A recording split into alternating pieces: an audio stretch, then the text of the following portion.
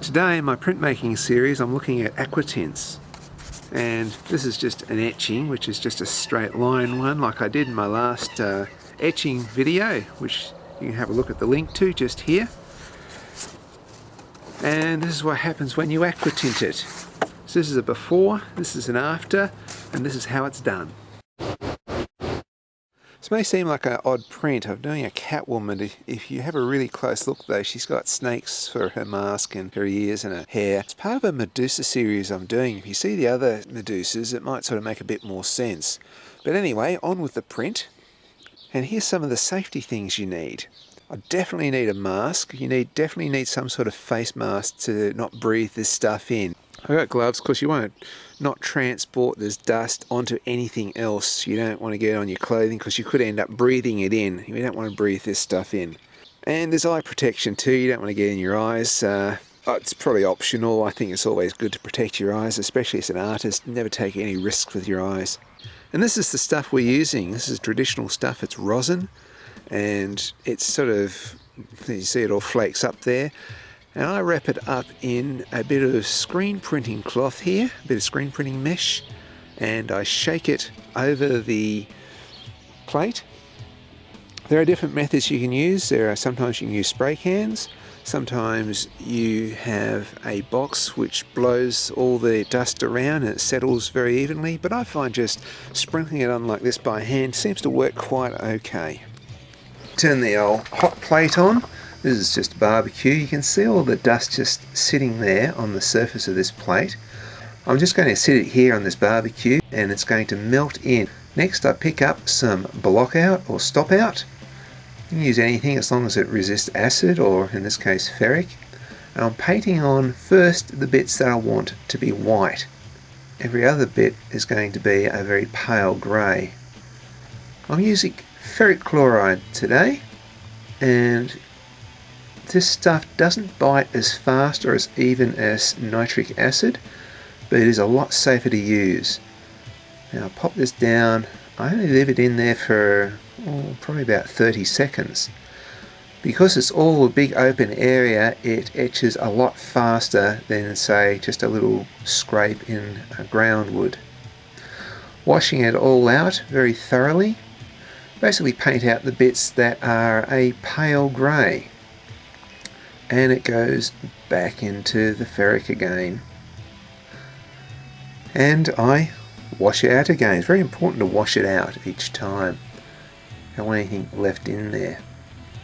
And also ferric creates a sort of a sootiness that can block out as well, and it can block itself out. That's ferric for you. It looks ready to go. So next I'm marking out a slightly darker grey, probably the mid-tone greys. I'll keep going until I make my way all the way up to black, marking out a slightly darker shade of grey every time. Okay, I'm now wiping off the block out with some blanket wash. This is the exciting bit, really exciting, because you get to sort of see a little bit of what the image is like. It almost gives you an idea. So the anticipation of printing this thing, you can't wait. Well, when it comes to excitement, and Doctor Who's not here until Christmas, well, maybe when Doctor Who comes back on, I'll find more other things to excite myself. Or maybe there's other things in life that's more exciting. Yeah, well, but this is exciting, okay? Just, it's exciting. Trust me on this. It may not be exciting as some things in life, but it is very exciting. Oh, shut up and get on with it. There you go. Isn't she beautiful? It looks very exciting. Putting the paper into soak, as we do. This is the same as all intaglio methods I've been showing you. I apply the ink now. Just applying the ink to the surface. I'm not getting it ready for printing just yet, because first I pull the paper out, put it between some blotting paper, and that needs to sort of not only just be blotting there for a while, but leave it there for about 5 minutes, 10 minutes, for about as long as it takes me to do this next bit. I'm now rubbing the ink around to make sure that it gets into every nook and cranny and make sure it covers the whole plate. Don't want to miss out on any parts. Next, pick up the trusty phone book. Always doing this flat, you're leaving the ink in the grooves. Well, this is looking good. I'm now popping it in to take my first proof. Very excited about this. Unfortunately, you need a press, and press are expensive. I would recommend robbing a bank. Seriously, rob a bank. Then you can afford a press like this. Or, probably a better option is to find somebody who's got a press and use theirs. Okay, good. I'm excited, but there are some problems. Just under her nose there's a scratch, there's lines on her forehead. I didn't put those in before. The stop out that I had just wasn't quite right in places. They're probably brush strokes. So I've got to watch that next time. But this here is a burnishing tool. And with this, you can use it like an eraser.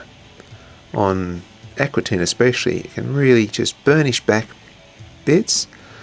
Now, just by applying a bit of pressure and doing a circular motion like this, I can make some of those bits, just bring it back to white again. And I can, with a bit of pressure, get rid of those lines there and make it smooth. I'm sure there's a lot of ladies out there that wish this service was available to them. Anyway, we're going to iron out this lady's wrinkles. And pulling out the proof again, let's have a look and see what we've got. Yeah, that's pretty good. I'm pretty happy with that. So there you go. Aqua-tints. Doesn't it work a treat? A unique printmaking look like no other look. That's Aqua-tint for you.